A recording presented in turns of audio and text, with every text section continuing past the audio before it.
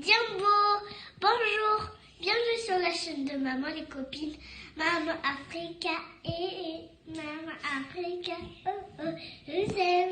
Coucou mes besties, comment allez-vous aujourd'hui? J'espère que vous allez très bien. Cette vidéo, c'est une vidéo qui me tient vraiment à cœur. Mon fiston d'amour est juste en train de jouer à côté. Vous allez entendre parfois il bouge avec ses jouets. Mes fifis d'amour sont de l'autre côté. J'espère que tout se passe bien dans votre famille, dans votre foyer. Et surtout aujourd'hui, je parle aux mamans au foyer ou bien aux filles qui ne sont pas encore mariées mais qui souhaiteraient être mères au foyer, qui se posent des questions, qui se demandent mais comment je vivrai cette période? Est-ce que je saurais vivre? Est-ce que c'est un bon choix?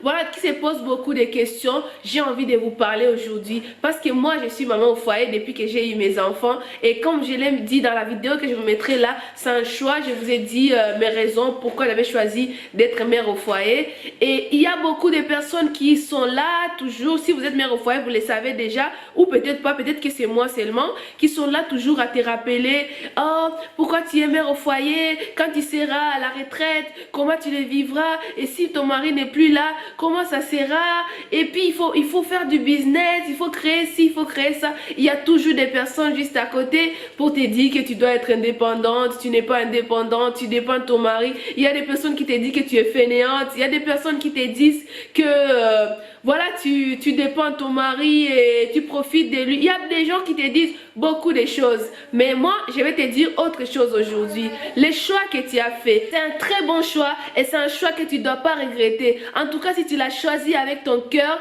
je te conseille de bien vivre à fond cette période de maman au foyer. Occupe-toi de tes enfants. Investis-toi dans tes enfants. Donne-leur l'éducation que tu peux donner, le temps que tu passes avec eux à la maison pour que ça soit rentable. Les personnes qui te disent que tu perds le temps, tu devrais faire ci, tu devrais faire ça, réponds à ces personnes que tu investis dans tes enfants. Mais la période aussi que tu es à la maison avec tes enfants, j'espère que tu as aussi tes projets. Parce que même si tu es mère au foyer, ça ne veut pas dire que tous tes projets tu arrêtes, que tu ne vas plus vivre. Non, on est maman au foyer, on a nos projets et on n'a pas besoin que tout le monde soit là à nous rappeler. Tu dois avoir des projets, tu dois investir, tu dois construire, tu dois faire ci, tu dois faire ça. On a fait ces choix et c'est un choix qu'on a fait avec amour. C'est pourquoi je dis toujours à toutes les mamans qui veulent être mères au foyer, il faut que ça soit votre propre choix. Personne ne doit vous obliger. Et même votre mari, s'il vous dit de ne pas travailler pour rester à la maison, si vous ne sentez pas être prête, si vous ne sentez pas vraiment l'envie de rester à la maison, trouvez des bonnes raisons pour convaincre votre mari et travailler. Mais si vous sentez vraiment l'envie de rester à la maison, vous en avez la possibilité. Vraiment, pour moi, même aujourd'hui, on me dit encore de faire les choix, de refaire les choix. Je serai toujours mère au foyer, être là pour mes enfants pendant la période qu'ils sont encore petits, jusqu'à ce qu'ils aillent à l'école, parce que pour moi, c'est très important. Je suis allée à l'école et j'ai mes diplômes, mais rester à la maison, ça ne change rien, c'est là. Ça ne fait que profiter et ça m'agrandit tous les jours. J'apprends à écouter mes enfants, j'apprends à être avec mes enfants, à passer du temps avec eux. Je m'investis dans mes enfants. Mais aussi, je ne suis pas une mère au foyer qui passe toute la journée devant la télé en train de regarder une série, l'autre qui finit. Et ça, je ne te conseille pas. Si tu es vraiment une maman au foyer et tu l'as choisi, tu dois rentabiliser ta période de maman au foyer. Prends par exemple des livres, documente-toi. Tu as sûrement quelque chose que tu voulais faire ou tu as sûrement quelque chose que tu aimerais faire plus tard. Il ne faut pas attendre toutes ces personnes qui viennent te rappeler tu dois faire ci, tu dois faire ça. Surprends ces personnes. Les temps que tu passes à la maison avec tes enfants, quand tes enfants sont occupés, quand tes enfants font la sieste, lis, documente-toi, trouve-toi des passions, les choses qui vont te nourrir, les choses qui vont t'enrichir. Quand tu vas sur les réseaux sociaux, ne va pas juste sur les réseaux sociaux pour regarder telle personne a fait ci, telle personne a fait ça. Va sur les réseaux sociaux avec objectif. Va sur Google, fais des recherches, nourris-toi, cultive-toi. Je ne t'interdis pas de regarder tes séries préférées, hein, tu peux les regarder, mais il faut savoir qu'à chaque fois que tu te connectes, que ça t'apporte un plus. Que ça puisse vraiment t'épanouir, que tu puisses apprendre. Parce qu'aller souvent sur les réseaux sociaux, on est mère au foyer, on ne fait rien. En plus, avec tout ce qui se dit derrière, quand les gens vont venir te dire, ah, Toi, tu passes tes journées seulement devant la télé à te changer des ongles, à te faire ci, à faire ça, à torchonner, à faire à manger. Tu n'es pas rentable. Si tu sais que vraiment tu passes tes journées devant la télé, si tu sais que tu ne fais rien de la journée, là, ça va te toucher. Mais si tu connais le travail que tu fais toute la journée, t'occuper de la maison, des linges, t'occuper de tes enfants, c'est grâce à toi que ton mari va au travail tranquillement. Il sait qu'il y a ma femme à la maison qui s'occupe de nos enfants. Je suis sûre que mes enfants sont avec leur maman et il est au travail cœur tranquille. Je ne dis pas que les enfants qui sont gardés par les nounous à la crèche ne sont pas bien gardés. Bien sûr qu'ils sont bien gardés, mais personne ne gardera mieux tes enfants que toi. En fait, tu es la seule personne qui pourra garder tes enfants, réagir à tout. En fait, c'est ça, c'est juste mon avis. Je sais pas, c'est peut-être juste mon avis parce que je suis juste dans mon côté mère au foyer que j'aime. Mais vous pouvez me le dire en commentaire.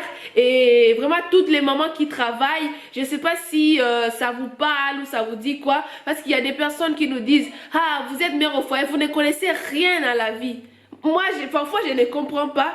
Je me demande, quand on te dit que tu ne connais rien à la vie parce que tu es mère au foyer, c'est quoi la vie en fait? C'est quoi la vraie vie? Parce qu'ils disent, tu ne connais rien à la vraie vie.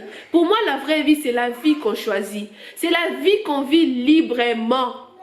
Sans la pression de la société, sans vivre parce que le monde dit que tu dois être libre financièrement, tu dois être indépendante, tu dois être... Parfois on se dit qu'on est indépendante, on se dit je vais aller chercher le travail et on ne sent même pas que notre cœur veut laisser nos enfants. Il faut faire des choses que vous sentez, voilà, je vais aller travailler, ok je vais travailler, je vais être mère au foyer. Pourquoi je vais être mère au foyer? Tu te trouves des bonnes raisons et tu fais ton choix. Si tu es mère au foyer et quand tu entends dire de l'indépendance financière, ça te fait peur.